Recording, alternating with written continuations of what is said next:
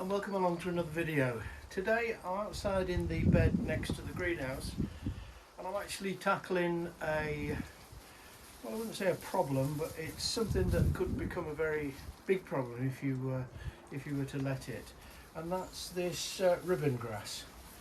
As you can see, the roots are quite strong and quite pernicious really. If you let the thing run throughout your garden, it will just literally take over.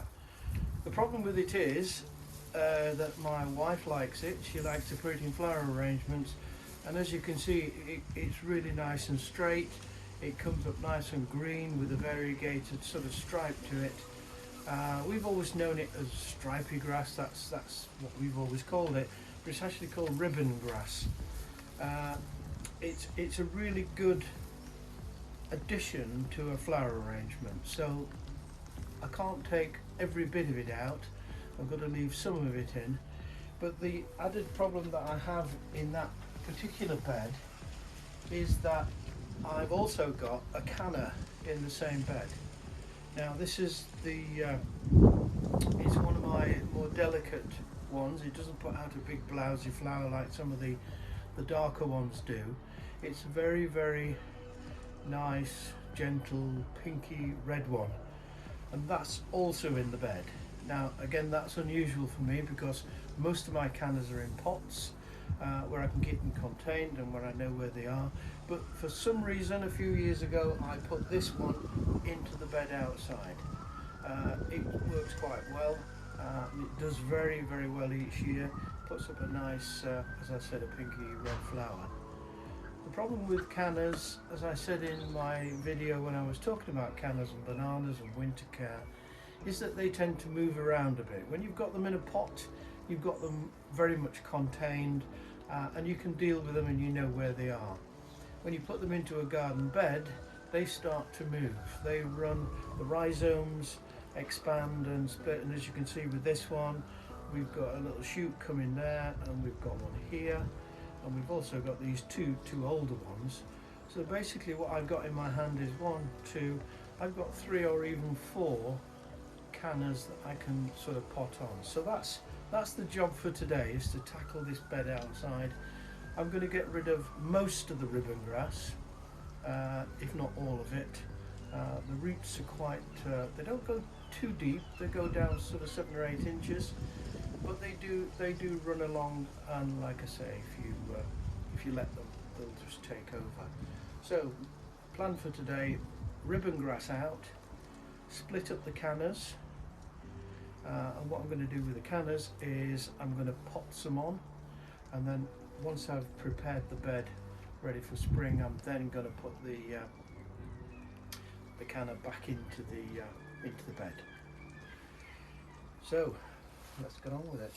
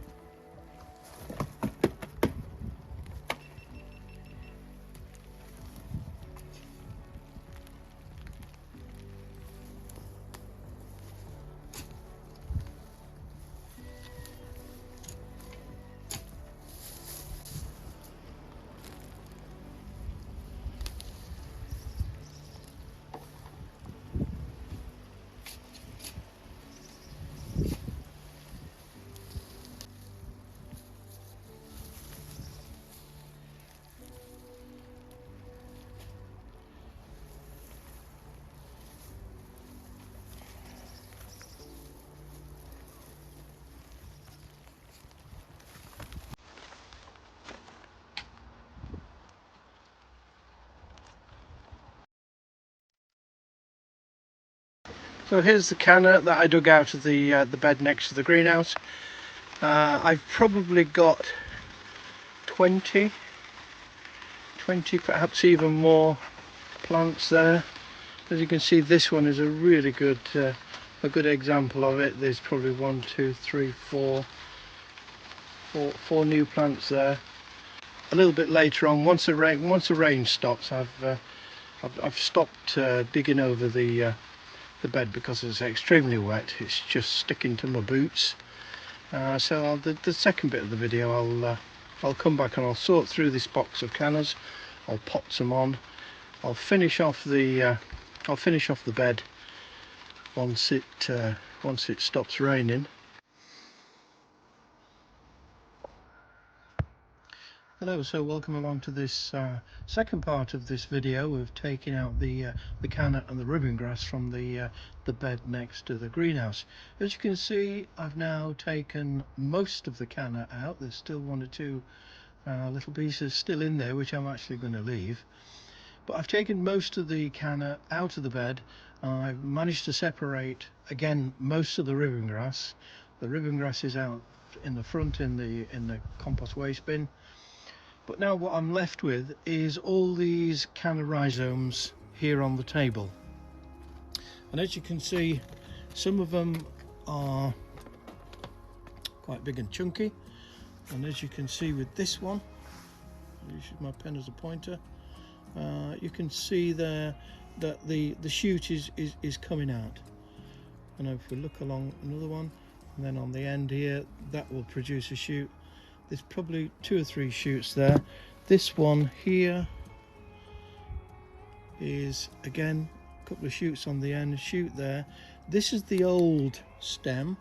This is the old stem of the old flower from last year, but as you can see there's already another shoot ready to come through. This one here, this is probably the biggest, or one of the biggest rhizomes that I've taken out. And as you can see, I'm holding one, and there are 2 other old stems on that rhizome. This is the one that I'm actually going to put back into the bed. So I'm not going to pop that one up. That one's going to go back into the bed. And you can see here we've got a shoot ready to come. One here that's a little bit more well established. And at the bottom of each of these old stems there will be new shoots ready to come. Some of them are quite small. I mean, this piece here broke off as I was digging it off. I'm not sure if that will come to anything, but I'll put it into a pot and then we can see how that one goes along. I'll do one more. Again, this is a nice old stem. Again, here's the stem from last year's flower, and here we are with a shoot ready to come. It's got a nice root system, so I'll pot that on, and then we can have a new plant coming up later in the year. Now, potting on. I'm not going to pot them on into these 3 litre pots. I think the majority of those will actually fit quite nicely in there. And as you can see, I've got a mix of 75% regular shop bought compost. I've also mixed it with 25% of perlite. Again, the perlite enables the roots to sort of be a bit more aerated, and it holds a little bit of moisture as well. So that's the potting mix that I'm going to do. So let's get on and put a few of these on. So let's go for this one here. Again, because that's the shoot there, that doesn't need to be terribly deep. And again, just cover it with potting compost. A bit more in. Yeah. So that shoot is just sitting proud of the pot. Don't forget to label them. So I've got Canna Indica Purpurea and the date that it was potted on. So in goes the label. I'll give that a little bit of water and then I'll put it into one of the greenhouses. I'll firm it down as well. and that's basically it for potting on. And I will do the rest of them and then do the other lot that are in the box. So I should end up with between 15 and 20 pots. Okay.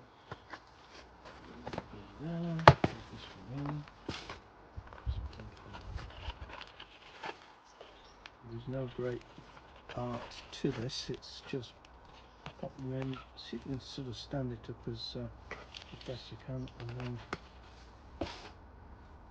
just cover the roots in compost and firm it down a little bit. A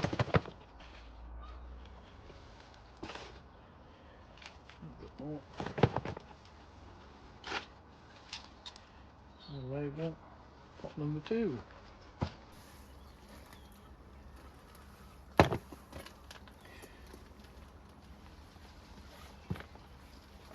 Alright, this one here. No, that's not big enough. We'll do this one here. Let's take off this solid little bit of leaf. Now these shoots here, the old shoots, these will die back. And the only reason why I've left them on is because they're easier to handle, and but they will die back. And a little bit later on, once the plant gets established, I'll actually consider cutting it back. But at the moment, we know where it is, and what I'm expecting there is for another shoot to come up quite near to that one. So that's my job for the rest of the afternoon. Then I'll just work my way through this pile of rhizomes, and like I say, I'll put the this nice big one back into the bed, and then that should be okay.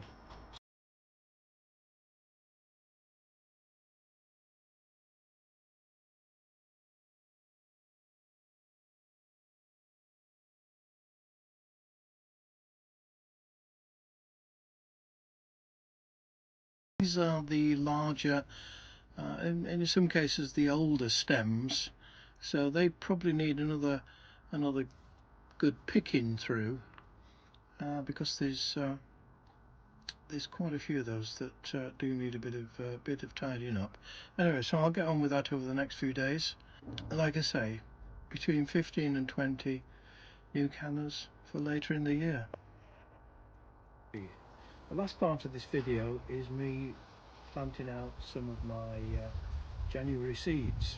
I don't plant many in January because I don't always have the room in the propagator, and I certainly don't have the room in the greenhouse once they've all been pricked out. So I'm very careful with what I do plant in January, but I do plant some seeds, and it's nice to get some of those seeds up and going pretty quickly.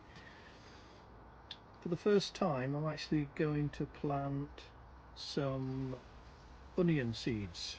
Now, up till now, I've always been a bloke that's planted out onion sets in March, but the last few years they've been a little bit sort of hit and miss, and I'm not sure whether it's the weather, bit too hot, bit too cold, not enough water, which is the usual thing with us gardeners. But this year I'm actually going to plant onion seeds, red and brown, and they will be going in January.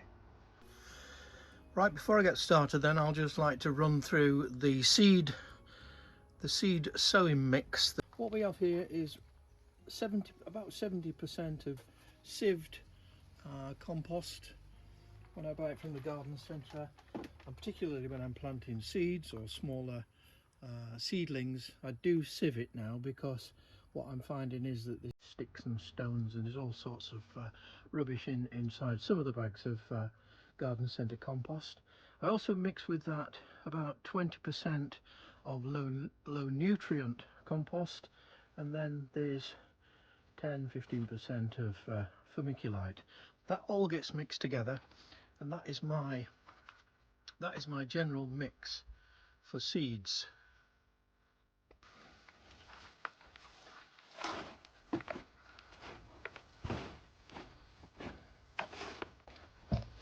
So that's giving that a nice a nice mix. What I find with seed mixers nowadays is I don't think the majority of seeds that we plant each year really needs quite a lot of nutrients to get going and get germinated. So that's why I add. See, I'm still finding little sticks and stones even when it's been through the sieve. I find that this is sufficient, and also with the low nutrient compost, that tends to just give it a little bit more air, a little bit loose, and for small seedlings it's easier for them to get the roots down into.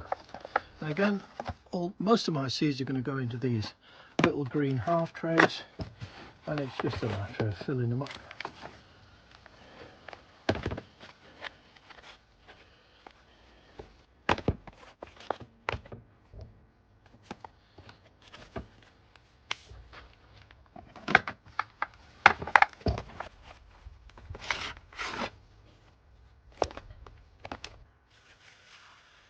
First of all then, let's have a look at the trays and the containers that I'll be using this afternoon.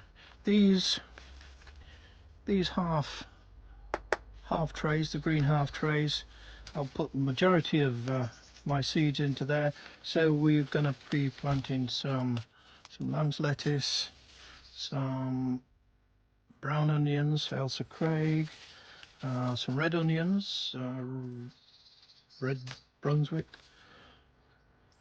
good old favourite Shirley F1 tomato, and again my second favourite tomato Ailsa Craig. Some of the good staples, we've got rocket, frilly mixed salad leaves, oriental mustards, salad leaves stir fry mix. And I'm also going to get my peppers going a bit early, sweet pepper and bell pepper. So they're going to go into the half trays. My next container I'm going to be using today are these, I suppose they're called root trainers really, and they're made of plastic and they sort of open up like that.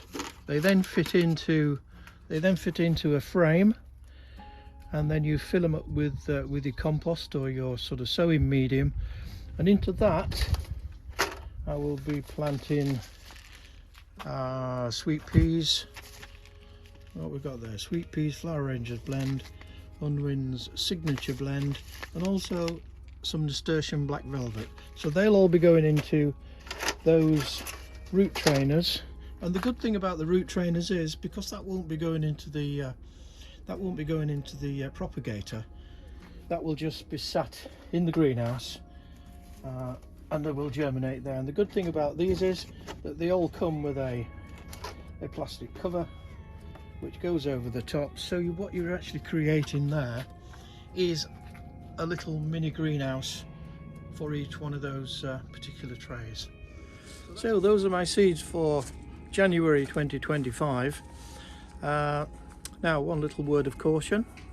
I mean, for those who have been doing this for years on a regular basis, that have greenhouses and propagators and polytunnels, this little bit of advice I'm about to give will just be second nature to you. Now, when we're talking about moving house and property, we always talk about location. Well, when you plant seeds at this time of year, and when you plant this many at this time of year, what I would advise anybody to do is think about space. And I'll finish off this little segment with a funny story. Space. Not only do you need space to actually sow the seeds, and we're talking about 12 little half trays, is where those half trays then go to.